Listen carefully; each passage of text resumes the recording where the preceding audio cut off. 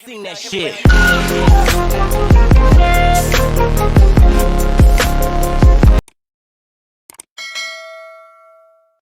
Hi, 10th standard CBSE third chapter pair of linear equation two variables in the quick revision MCQ ആയിട്ടാണ് വന്നേക്കുന്നത്.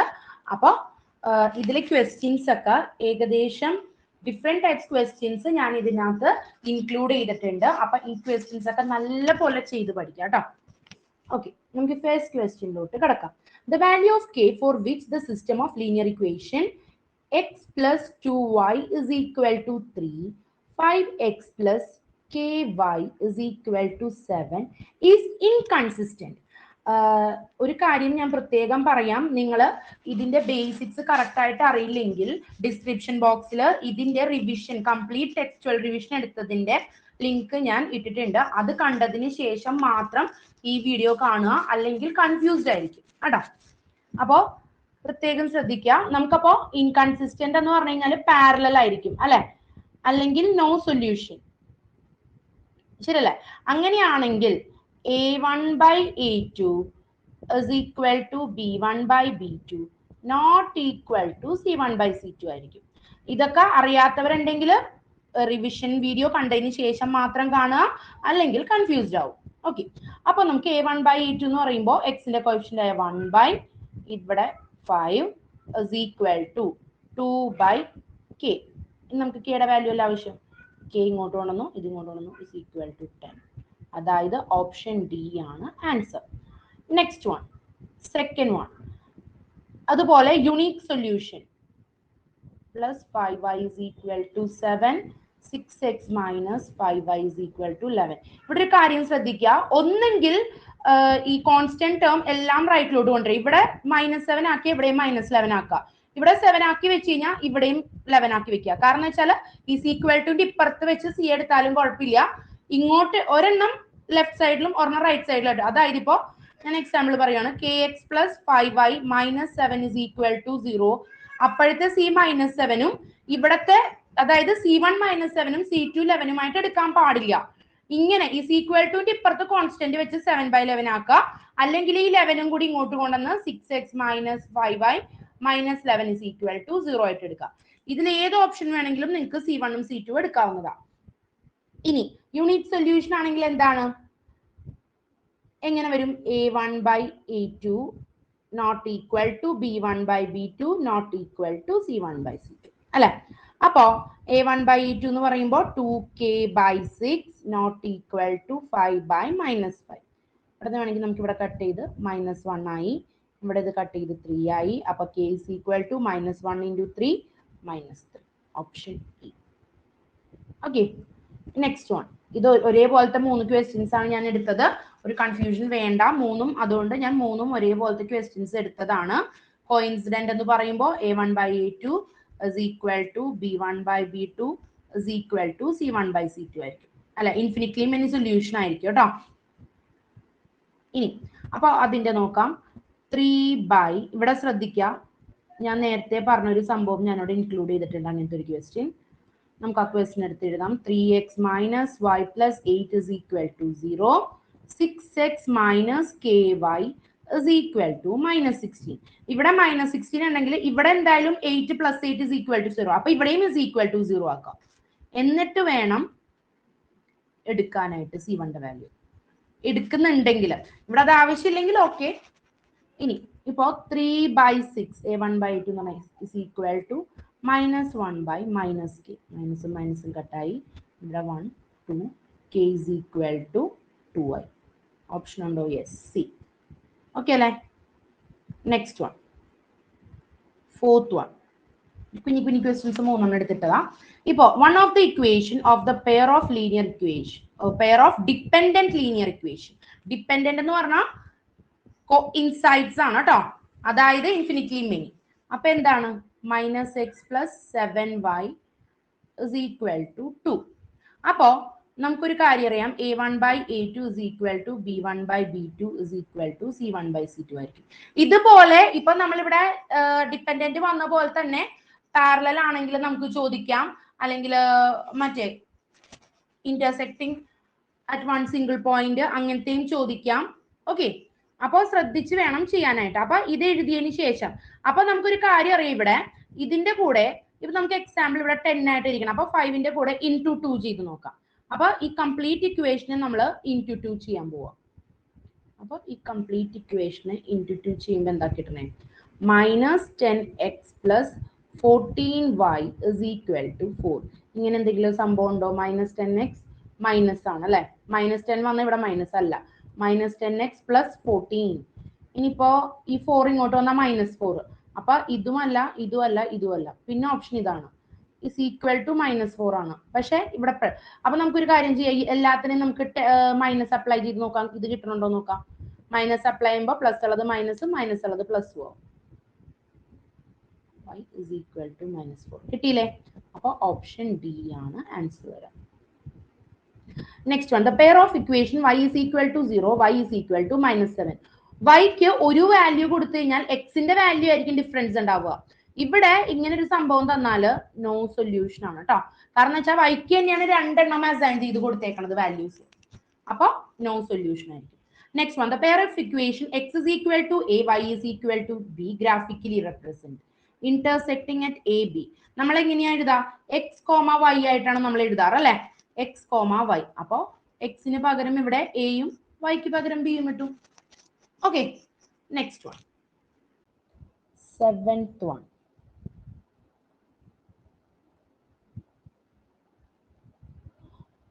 Three raised to x plus y = 81. അതുപോലെ 81 raised to x minus y = 3. അപ്പോൾ 3 raised to എന്ത് ചെയ്യുമ്പോഴാണ് 81 കിട്ടണേ? നമുക്ക് അത് 81ന്റെ prime factorise ചെയ്ത് നോക്കാം. 3 വെച്ചിട്ട് 7, 3 വെച്ചിട്ട് 9, 3 വെച്ചിട്ട് 3. അപ്പോൾ 3 raised to 4 ആണ് അല്ലെ. അപ്പൊ നമുക്ക് എന്ത് പറയാം? x plus y = 4. ഇനി അപ്പൊ നമുക്ക് 3 raised to 4 = 81. ഇനി 3 = എത്രയായിരിക്കും? 3 = ഇത് അങ്ങോട്ട് പോകുമ്പോൾ 1/4 ആവും. 81 raised to 1/4.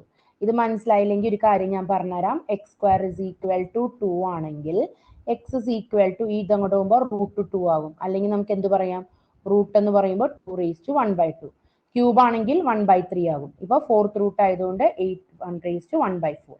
അപ്പോ x മൈനസ് വൈയുടെ സ്ഥാനത്ത് 1/4 ആയി. ഓക്കെ, ഇനി നമുക്ക് വൈയും വൈയും ഇവിടെ എലിമിനേഷൻ വെച്ച് കട്ട് ചെയ്തു. 2x = 4 + 1/4.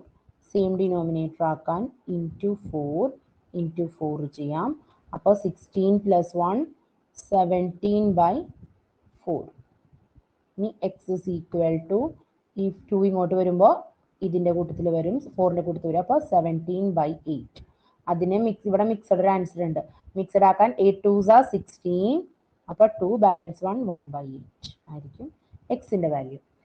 ഇനി വൈയുടെ വാല്യൂ കൂടി ഇത് തന്നെ ആവണം എന്ന് നിർബന്ധമില്ല, വൈയുടെ വാല്യൂ കൂടി കണ്ടുപിടിക്കാം.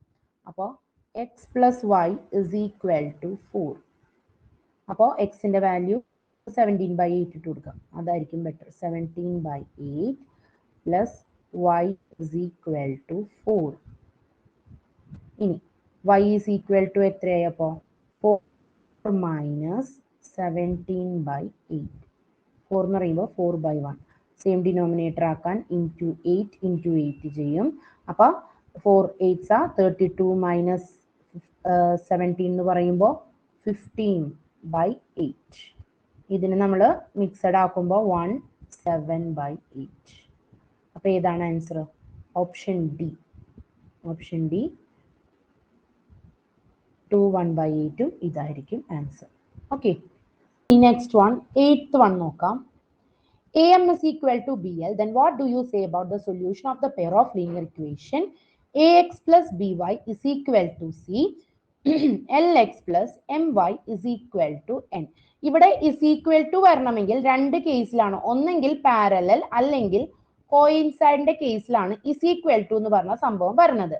ഇനി മറ്റേതിലാണെങ്കിലോ ഇന്റർസെക്റ്റിംഗ് ആണെങ്കിൽ അവിടെ നോട്ട് ഈക്വൽ ടു ആണ് വരുന്നത്. A1/A2 is equal to B1/B2 not equal to C1/C2 ആണ് പാരലലിന്റെ കേസിൽ. ഇവിടെ a1/a2 is equal to b1/b2 is equal to c1/c2 ആണ് വരുന്നത്. അപ്പൊ ഇവിടെ എന്താകും a/l is equal to b/m not equal to c/n. ഇവിടെ a/l is equal to b/m is equal to c/n. നമുക്ക് എന്താ തന്നേക്കണത് am is equal to bl എന്നുണ്ട്. ഇവിടെയും am is equal to bl ആണ്, ഇവിടെയും am is equal to bl ആണ്. പക്ഷേ സിയുടെയും എന്നിന്റെയും case ഒന്നും നമുക്ക് തന്നിട്ടില്ല. അപ്പൊ അതിന്റെ അർത്ഥം നോട്ട് ഈക്വൽ എന്നല്ലേ? അപ്പൊ പാരലൽ ആയിരിക്കും അല്ലെ? അതായത് നോ സൊല്യൂഷൻ ആയിരിക്കും ആൻസർ വരാം. Next one, ninth one. Ninth question തന്നേക്കണത് 2x plus y is equal to 23, 4x minus y is equal to 19. The value of 5y minus 2x and y by x minus 2 will be. നമ്മളോട് രണ്ട് equation തന്നിട്ടുണ്ട്. ആ equation തന്നിട്ട് നമുക്ക് രണ്ട് ഇക്വേഷന്റെ values കണ്ടുപിടിക്കാനാ പറഞ്ഞേക്കണം. അപ്പൊ ആദ്യം എന്ത് ചെയ്യണമെന്ന് വെച്ചാൽ ഈ 2x plus y is equal to 23യും 4x minus y is equal to 19 അതിന്റെ സൊല്യൂഷൻ കണ്ടുപിടിക്കുക. അതായത് എക്സിന്റെയും വൈയുടെയും വാല്യൂ നമ്മൾ കണ്ടുപിടിക്കുക. അത് നമ്മൾ എലിമിനേഷൻ മെത്തേഡോ സബ്സ്റ്റിറ്റ്യൂഷൻ മെത്തേഡോ ഏത് മെത്തേഡ് വെച്ച് വേണമെങ്കിലും കണ്ടുപിടിക്കാം. ടൈം അധികം ഇല്ലാത്ത കേസിൽ ഞാനിപ്പോ നിങ്ങൾക്ക് അറിയാലോ സബ്സ്റ്റിറ്റ്യൂഷൻ ചെയ്യാനും എലിമിനേഷൻ ചെയ്യാനും നിങ്ങൾക്ക് അറിയാം. സോ ഞാൻ ഡയറക്റ്റ് ഇവിടെ വാല്യൂ എഴുതിയിട്ട് കാണിച്ചു തരാം ആ മറ്റേ ആൻസർ എങ്ങനെയാണ് കണ്ടുപിടിക്കണേന്ന് കേട്ടോ. ഇപ്പൊ എക്സിന് 7ഉം y 9ഉം ആയിരിക്കും. ഇനി നമ്മൾ എന്താ ചെയ്യണ്ടേ? 5y minus 2xും y by x minus 2ഉം നമ്മൾ കണ്ടുപിടിക്കണം. അപ്പോൾ yക്ക് 9 ഇട്ട് കൊടുക്കുമ്പോൾ 45 മൈനസ് 14 ചെയ്യണം. അപ്പൊ എത്രയായി? 31 എന്ന് കിട്ടി. y by x അതായത് 9/7 മൈനസ് 2/1 അതായത് 9 മൈനസ് 14 എന്ന് പറയുമ്പോൾ -5/7.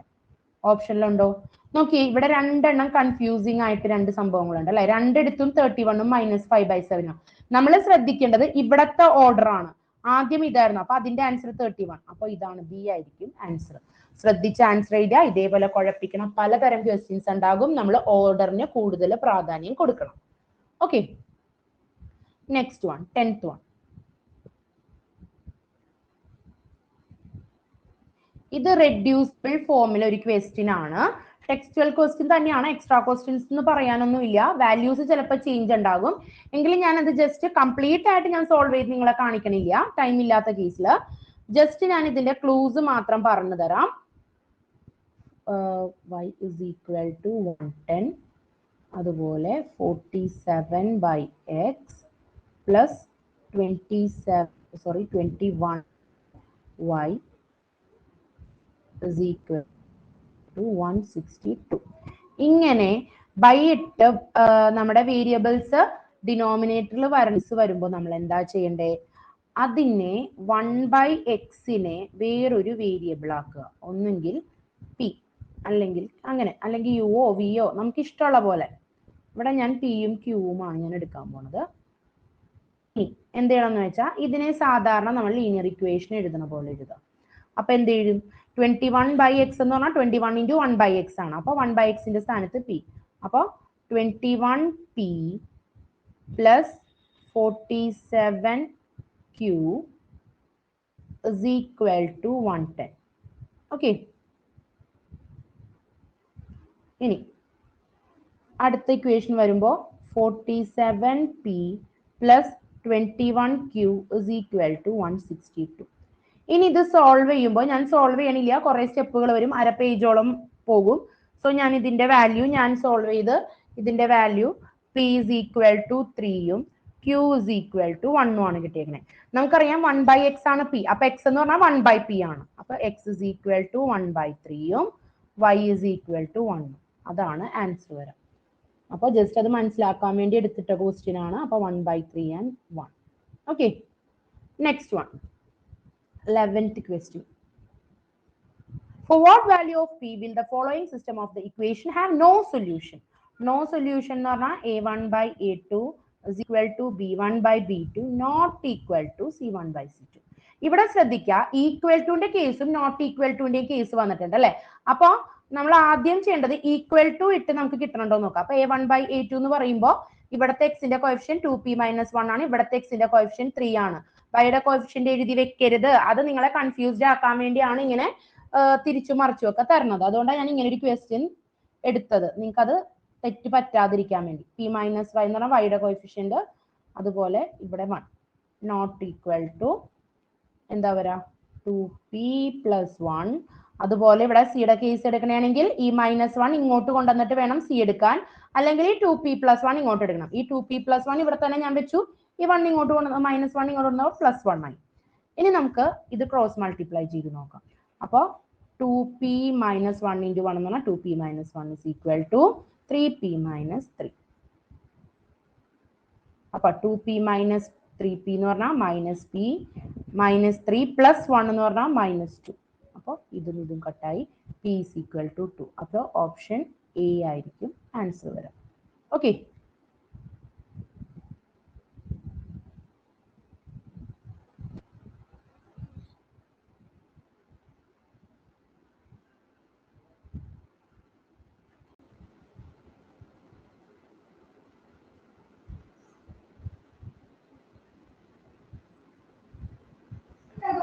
നെക്സ്റ്റ് വൺ 12th question നോക്കാം. The area of the triangle formed by the lines 2x + 3y = 12, x - y - 1 = 0.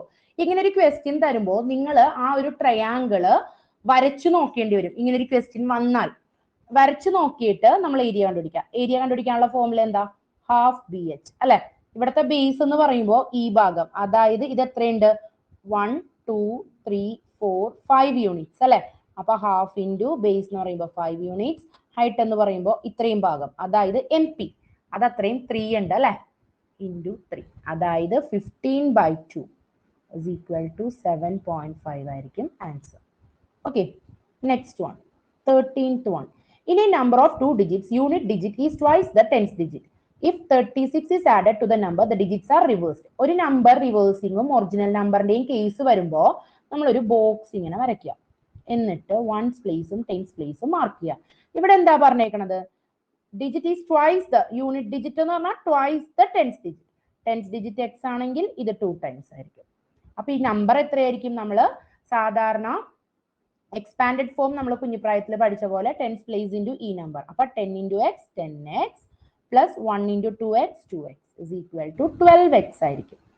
ഇനി എന്താ പറഞ്ഞേക്കണത്? ഈ 12xന്റെ കൂടെ 36 ആഡ് ചെയ്താൽ എന്ത് സംഭവിക്കും? റിവേഴ്സ് ആയ നമ്പർ, ഈ നമ്പറിനെ റിവേഴ്സ് ചെയ്താൽ എങ്ങനെയാകും? 1's പ്ലേസില് 10's പ്ലേസിലെയും വാല്യൂസ് അപ്പുറം ചെയ്യാം. ഇത് 10 ഇവിടെ വരും, ഇത് ഇവിടെ വരും. അപ്പൊ വീണ്ടും നമ്മൾ എക്സ്പാൻഡഡ് ഫോം എഴുതുമ്പോൾ 10 × 2x 20x + 1 × x x = 21x. അതാണ് ഇവിടെ കിട്ടുക. നമുക്ക് എക്സിന്റെ വാല്യൂ കണ്ടുപിടിച്ചാൽ പോലെ 12x - 21x = -36 -9x = -36 x = 4. അപ്പോൾ നമ്മുടെ എക്സും 2x ആണ് അല്ലെ. അപ്പൊ 4 ആണെങ്കിൽ 4ഉം 8ഉം 48 ആയിരിക്കും answer. Okay, next one 14th one. The larger of 2 supplementary angles. Supplementary angles എന്ന് പറഞ്ഞാൽ എന്താ? സം 180 ആയിട്ടുള്ള രണ്ട് ആംഗിൾസിനെയാണ് നമ്മൾ സപ്ലിമെന്ററി ആംഗിൾസ് എന്ന് പറയാം. അപ്പൊ ഒരെണ്ണം x ആണെങ്കിൽ മറ്റേത് 180 - x ആയിരിക്കും. ഇവിടെ എന്താ പറഞ്ഞേക്കണം? Larger of 2 supplementary angles exceeds the smaller by 18 degree. അതായത് ഇപ്പൊ 180 - x ആണ് വലുതെങ്കിൽ ഇതിനേക്കാളും 18 കൂടുതലായിരിക്കും. x ഒക്കെ ഒരു സൈഡിൽ കൊണ്ടുവന്ന് നോക്കാം. x = 18 - 180, അതായത് -162 - 2x. x = -162/-2 ചെയ്യുമ്പോൾ 81 ആയി. അപ്പൊ മറ്റേത് എത്രയാണ്? 180 - 81, അതായത് 99. നോക്കിയേ, രണ്ടും തമ്മിലുള്ള ഡിഫറൻസ് 18 അല്ലേ. ഒരെണ്ണം 81 ആണെങ്കിൽ x 81 ആണെങ്കിൽ മറ്റേത് 99. രണ്ടും കൂട്ടിയാൽ 180 കിട്ടി. ഓക്കെ, അപ്പോൾ ഇത്രയും ക്വസ്റ്റ്യൻസ് ആണ് ഞാൻ ഫസ്റ്റ് പാർട്ടിൽ ഇൻക്ലൂഡ് ചെയ്തേക്കുന്നത്.